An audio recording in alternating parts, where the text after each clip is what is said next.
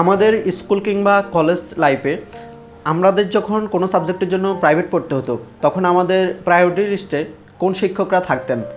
আপনি নিশ্চয় বলবেন যে ওই নির্দিষ্ট কলেজ বা স্কুলের শিক্ষকরাই কিন্তু থাকতেন, এবং সেই শিক্ষকরাই থাকতেন যারা কিনা অনেক দিন ধরে ওই ফিল্ডে রয়েছেন, অর্থাৎ অভিজ্ঞ টিচাররাই কিন্তু আমাদের প্রায়োরিটি লিস্টে থাকতেন। আমরা কিন্তু যাত্রার কাছে পড়তে যেতাম না।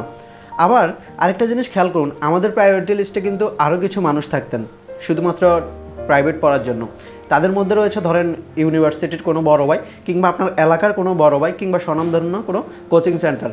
তাও আপনি তাদের মধ্যেও যে দীর্ঘদিন ধরে পড়াচ্ছে তার কাছে যেতেন। কেন যেতেন? মূলত যে স্কুল কিংবা কলেজের শিক্ষকরা রয়েছে তাদের কিন্তু যে একটা সম্মানী বা যে হাদিয়াটা রয়েছে সেটা কিন্তু অনেক বেশি থাকে আর তুলনামূলক যারা কোচিং কিংবা বড় ভাই রয়েছেন তাদের থেকে। কারণ ওই যে বড় ভাই কিংবা সিনিয়র ভাইরা রয়েছেন তারা কিন্তু কোনো ইউনিভার্সিটির রানিং স্টুডেন্ট হয়ে থাকেন, কিংবা যে কোচিং সেন্টারগুলো রয়েছেন সেখানে অনেক বেশি স্টুডেন্ট থাকে। এই জন্য তাদের চেয়ে তুলনামূলক যে স্কুল কলেজের শিক্ষকরা রয়েছেন তাদের কিন্তু যে আসলে সম্মানীটা সেটা কিন্তু বেশি দিতে হতো। তো আমরা অনেক সময় তাদেরকে আসলে ইগনোর করে যেতাম। কাদেরকে? স্কুলের টিচার কিংবা কলেজের যে টিচাররা রয়েছে তাদেরকে ইগনোর করে যেতাম, কারণ তাদের কাছে কিন্তু পড়ার অ্যাবিলিটি কিন্তু সকলের থাকতো না। এই জন্য আমরা তাদেরকে কিন্তু ইগনোর করতাম। তো একটা জিনিস খেয়াল করুন, আমরা তুলনামূলক হাদিয়া কিংবা ডিমান্ড দুটোইকেই কিন্তু সংক্ষিপ্ত করার জন্য আমরা ওই স্কুলের শিক্ষকটা ছেড়ে আমরা ওই বড় ভাইয়ের কাছে কিন্তু পড়তে যাই, আবার যে কিনা দীর্ঘদিন ধরে পড়াচ্ছে কিংবা তুলনামূলক ভালো পড়াচ্ছে, এরকম একটা বিষয়।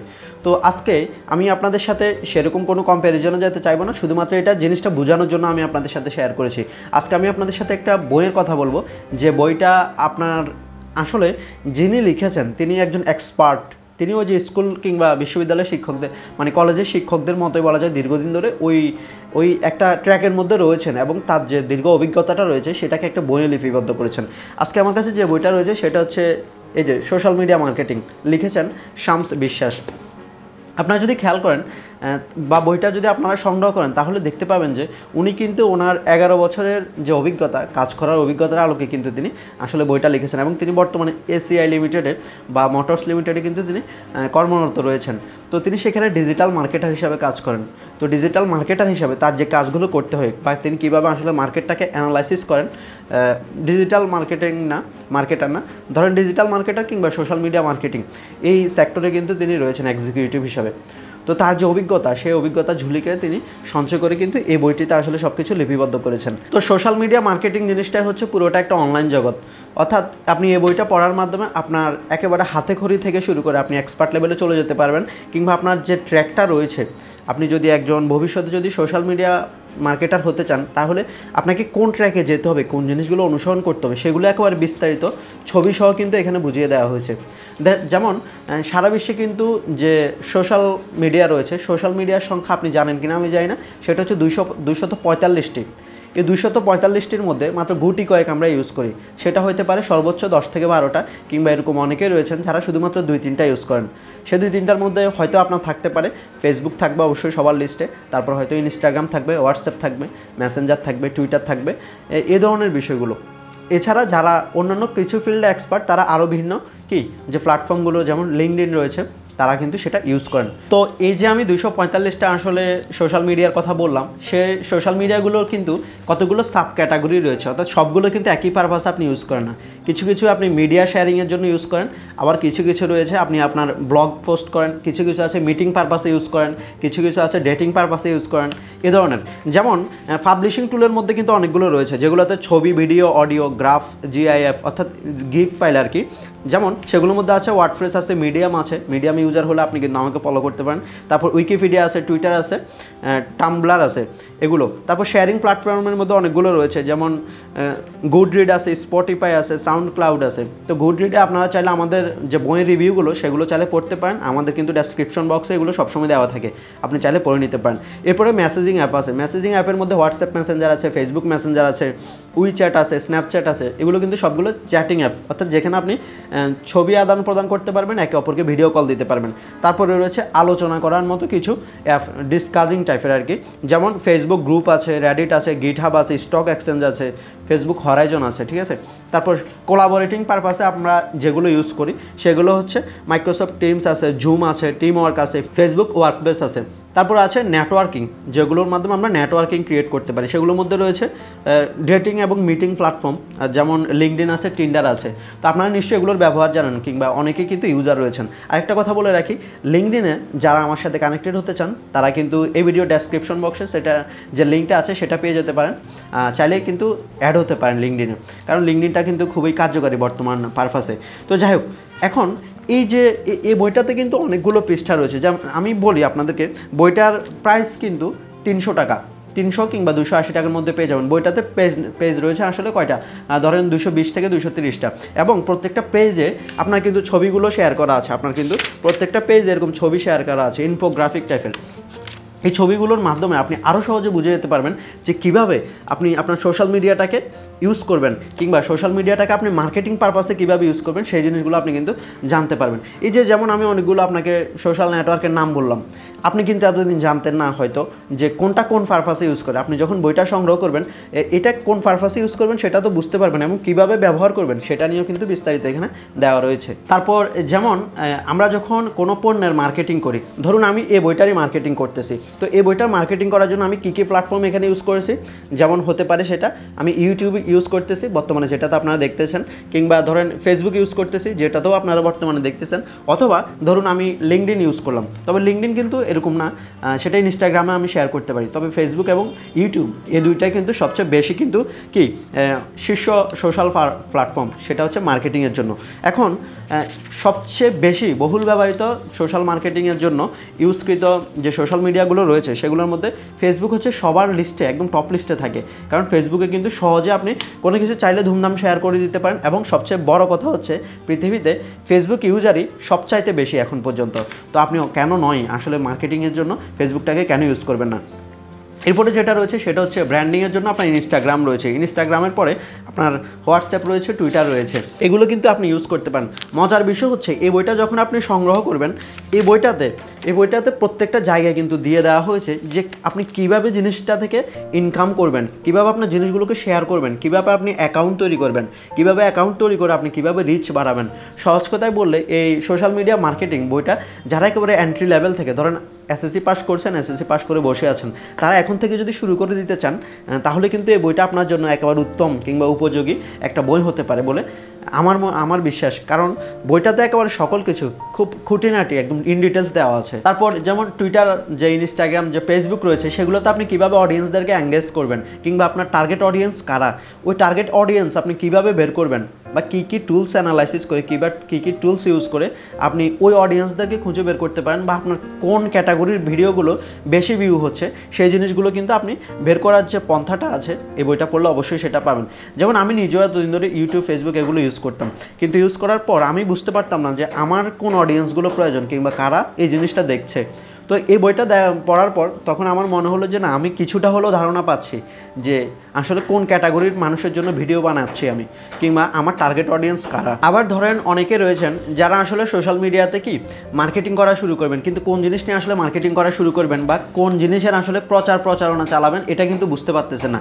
তাদের জন্য আমি বলবো বিভিন্ন ধরনের কন্টেন্ট ক্যাটাগরি রয়েছে বইটাতে, আপনি সেখান থেকে একটা চুজ করতে পারেন। যেমন আমি কিন্তু আমার এখানে একটা পেয়ে গেছি, আমারটা যদিও শেষ দিকে আছে, সেটা হচ্ছে প্রোডাক্ট রিভিউ।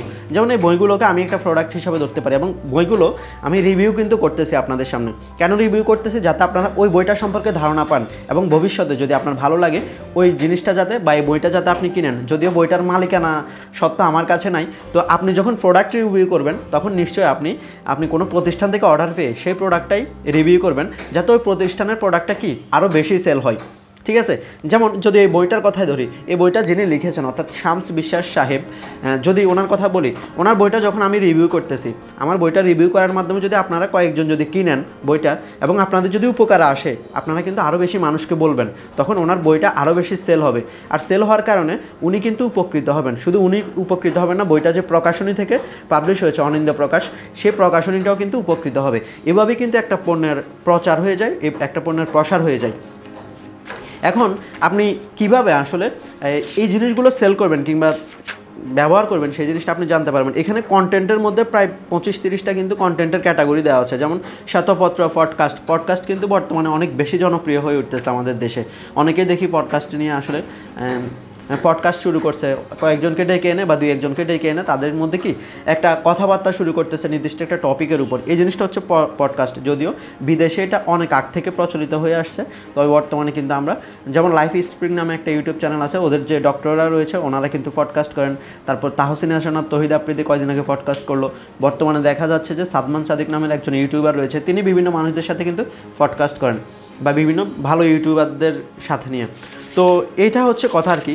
এখন আপনি যখন আসলে কি করবেন, আপনি যখন অডিয়েন্সদেরকে যুক্ত করে ফেললেন, তখন আপনি কিভাবে জিনিসগুলো অ্যানালাইসিস করে আপনার কোন ভিডিওগুলো তৈরি করা উচিত, কিংবা ভিডিও না শুধু কোন কন্টেন্টগুলো আপনার সোশ্যাল মিডিয়াতে আপলোড দেওয়া উচিত, সেই জিনিসগুলো আপনি জানতে পারবেন। যেমন আপনি একটা ফেসবুক, অনেকে আছে আমরা ফেসবুক পেজ খুলে ফেলি, কিন্তু ফেসবুক পেজ খোলার পর কিংবা হোয়াটসঅ্যাপে বিজনেস একটা অ্যাকাউন্ট খোলার পর কিংবা ইনস্টাগ্রামে একটা বিজনেস অ্যাকাউন্ট খোলার পর কিংবা টুইটারে কিংবা লিঙ্কডইনে আপনি যখন বিজনেস পেজ খোলেন, তখন কিন্তু সেটা আমরা কাজ করতে পারি না, কীভাবে সাজাতে হয় এই জিনিসগুলো বুঝতে পারি না। এখানে কিন্তু সব কিছু বিস্তারিত দেওয়া আছে, কীভাবে আপনি পেজটাকে সাজাবেন, কীভাবে একটা কোম্পানির নামে বা একটা অর্গানাইজেশনের নামে একটা কি পেজ তৈরি করে সেটার একটা প্রচারণা চালাবেন। একেবারে প্রত্যেকটা জিনিস ছবি সহ ধাপে ধাপে কিন্তু এখানে দিয়ে দেওয়া হয়েছে। তো 2022 সালে এসে যদি আপনি বইটি কিনেন, তাহলে কিন্তু আপনার টোটালি এই যে 280 টাকা কিংবা 300 টাকা, এটা পানিতে যাবে না। আপনি যদি একজন সোশ্যাল মিডিয়া মার্কেটার হতে চান, তাহলে কিন্তু আপনার এই বইটা আমি মনে করি খুবই বেশি উপকারী হবে, যেটা ঘরে বসে ইনকামের জন্য, বিশেষ করে আমাদের দেশের যে নারীরা রয়েছেন কিংবা যারা আসলে বাইরে গিয়ে কাজ করতে পারতেছেন না, তাদের জন্য কিন্তু খুব বেশি উপকারের হতে পারে বলে আমার মনে হয়। এরপর আপনি তো আসলে ইউটিউব চ্যানেল কিংবা ফেসবুক যে বিজনেস পেজ রয়েছে সেটা ক্রিয়েট করলেন, কিংবা ধরেন লিঙ্কডইনে একটা পেজ ক্রিয়েট করলেন। করার পর আপনি কিভাবে আপনার টার্গেট অডিয়েন্স ঠিক করবেন, তাদের জন্য আসলে আপনি কিভাবে কাজ করবেন, সেটা সম্পর্কে সম্পূর্ণ এখানে কিন্তু তথ্যটা আপনি পেয়ে যাবেন। এরপর আপনাকে কিছু টিপস শেয়ার করবো এই বইটা থেকে, যদিও এখানে অনেকগুলো টিপস রয়েছে, সেখান থেকে আমি 2-1টা আপনাদের সাথে শেয়ার করব। সেটা হচ্ছে 80-20 নিয়ম। আমরা 80-20 প্রিন্সিপাল কিংবা প্যারেটোস প্রিন্সিপাল নামে কিন্তু একটা প্রিন্সিপাল জানি, যেখানে কিন্তু আসলে মার্কেটিংয়ের ক্ষেত্রে খুব বেশি কাজে লাগে। তো এটা নিয়ে যদি আপনি ভিডিও দেখতে চান, তাহলে আমার ইউটিউব চ্যানেলে আছে, আপনি সেটা অ্যানিমেটেড আকারে কিন্তু অ্যানিমেশন আকারে কিন্তু দেখতে পাবেন। তো এখানে যে 80-20 প্রিন্সিপালটা দেওয়া হচ্ছে, সেটা হচ্ছে কি দেখেন, আপনি এমন একটা ধরুন ভিডিও তৈরি করতেছেন, যে ভিডিওর মধ্যে আপনার কিন্তু 80% থাকবে বিনোদনের জন্য কিংবা কোনো কি হিডেন বার্তা দেওয়ার জন্য কিংবা কোনো মোরাল কোনো কিছু দেওয়ার জন্য কিংবা কোনো কিছু শেখানোর জন্য। আপনার ভিডিওর 80% সময়টা জুড়ে আপনি ওইটা করবেন। আর যে 20% আপনার ভিডিওটা থাকবে, ওই ভিডিওটাতে আপনি আপনার প্রোডাক্টের যে রিভিউটা আছে সেই প্রোডাক্টের রিভিউটা দিয়ে দিবেন, কিংবা প্রোডাক্টের যে পরিচিতিটা রয়েছে সেটা আপনি দিয়ে দেওয়ার চেষ্টা করবেন, ঠিক আছে? তো যেমন আপনাকে যদি সহজে যদি আপনাকে বলা হয় যে একটা ধরেন আরএফএলের একটা আপনি কি পানির যে মগ রয়েছে, পানির মগের আপনি একটা কি করবেন, প্রোডাক্ট পরিচিতি দিবেন কিংবা রিভিউ দিবেন কিংবা সহজ কথা বললে মার্কেটিং করবেন, তাহলে আপনি কিভাবে করবেন? প্রথমে এমন একটা কমেডি সিন নিয়ে আসতে হবে কিংবা এমন একটা ভালো মুহূর্ত নিয়ে আসতে হবে, নৈতিক মুহূর্ত নিয়ে আসতে হবে, যেটার মাধ্যমে কি আপনি সহজে মানুষদেরকে আপনার ভিডিওতে আকৃষ্ট করে রাখতে পারেন। এবং যখন শেষ দিকে আসবে কিংবা মাঝখানে আসবে, তখন আপনি আস্তে করে কি বা শেষ দিকে আসলে আস্তে করে আপনি প্রোডাক্টটার পরিচয় করিয়ে দিবেন, অর্থাৎ এটা যে আরএফএলের প্রোডাক্ট। তাহলে কিন্তু মানুষ আপনার জিনিসটা থেকে নৈতিক কোনো কিছু শিখতে পারলো, সাথে তাদের মাথায় ঘটনাটা থেকে গেল, এবং আপনি যে একটা আরএফএলের প্রোডাক্ট রিভিউ করেছেন সেটাও কিন্তু তারা বুঝতে পেরে যাবে। এইভাবে যখন সে কোনো মগ কিনতে যাবে, তখন কিন্তু তার মাথায় সবার আগে কিন্তু আরএফএলের প্রোডাক্টের কথাই আসবে। এই জিনিসটা অ্যাপ্লাই করবেন, অর্থাৎ আপনি এই যে 80-20 নিয়মটা আছে সেটা কিন্তু অ্যাপ্লাই করতে পারেন, যেটা এখানে কিন্তু দেওয়া আছে। তারপর আছে রুলস অফ থার্ড, অর্থাৎ রুলস অফ থার্ডে কী আছে দেখেন, আপনি সোশ্যাল মিডিয়া কন্টেন্ট মার্কেটিংয়ের রুলস অফ থার্ড নিয়মটিও চেষ্টা করতে পারেন। যেমন কন্টেন্টের 1/3 অর্থাৎ 3/1 আপনার ইন্ডাস্ট্রি বা সমমনা ব্যবসায় থট লিডারদের কাছ থেকে ধারণা এবং গল্প শেয়ার করবে। তারপরে রয়েছে কন্টেন্টের 1/3 আপনার ব্যবসার প্রচার করে অডিয়েন্সদের কনভার্সন করে মুনাফা তৈরি করবে। তারপরে রয়েছে কন্টেন্টের 1/3 আপনার অডিয়েন্সদের সাথে পার্সোনাল ইন্টারাকশন করবে।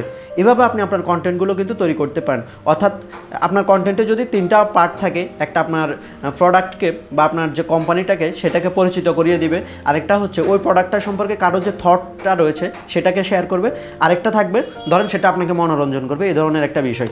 এভাবে হচ্ছে আপনি আসলে যে রুলস অফ থার্ড জিনিসটা সেটা মার্কেটিংয়ের ক্ষেত্রে অ্যাপ্লাই করতে পারেন। শুধু এই রুলস অফ থার্ড কিংবা 80-20 প্রিন্সিপালটা না, আপনি অনেকগুলো নীতি শিখতে পারবেন এই বইটা থেকে। কীভাবে আপনি মার্কেটিংয়ে কোনো কিছুকে হাইলাইট করবেন, কিংবা কোনো কিছুকে হাইলাইট করার জন্য কীভাবে আপনি মার্কেটিং পলিসিটা অ্যাপ্লাই করবেন, সেই জিনিসগুলো এখানে শিখতে পারবেন।